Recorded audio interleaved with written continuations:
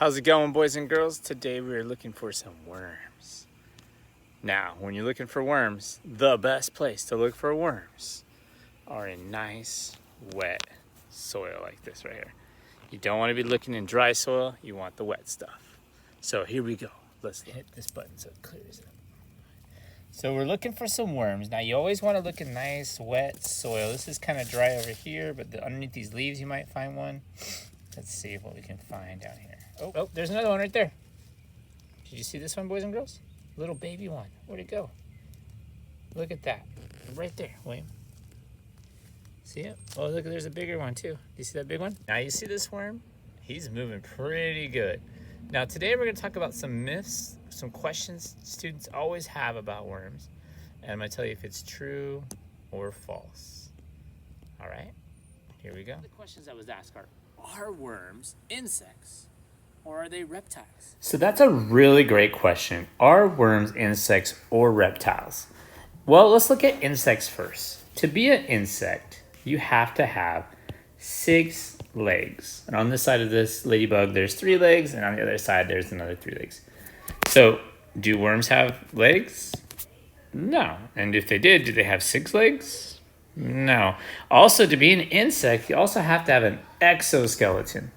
So an exoskeleton is like your skeleton, but on the outside. So you got a really firm skeleton.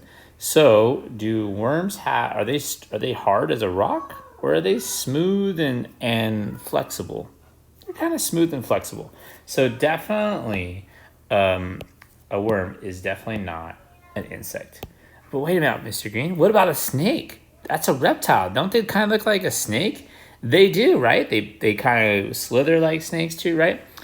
But to be a reptile, you have to do a couple things. Number one, you have to be cold-blooded. And are worms cold-blooded? No. You also have to have scales. And worms don't have scales. In fact, you can't see it in this picture, but if you had like a microscope, you would be able to see like little hairs on worms. Like they have little hairs to keep them in the soil from falling and sliding around. So they don't have scales. They actually have little hairs.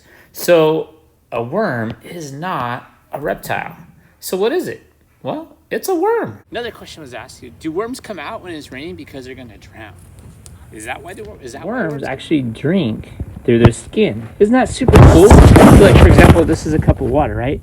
If Mr. Green was thirsty and I was a worm, I could just be like, hey, check it out, guys. I'm super thirsty.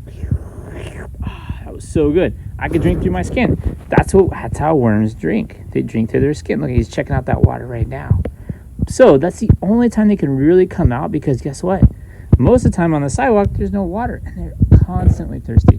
And also, the water is also how it helps them breathe. They don't have gills. They're not like a fish. But the water, the air, the oxygen that they need actually comes through their skin as well. And it's hard to breathe if they don't have water on them. So the water helps them breathe, and the skin is how they get the water in them. So it's pretty cool. So if you guys have any other worm questions, just go ahead and put a comment down below. And if you were a worm, what superpower would you want to have?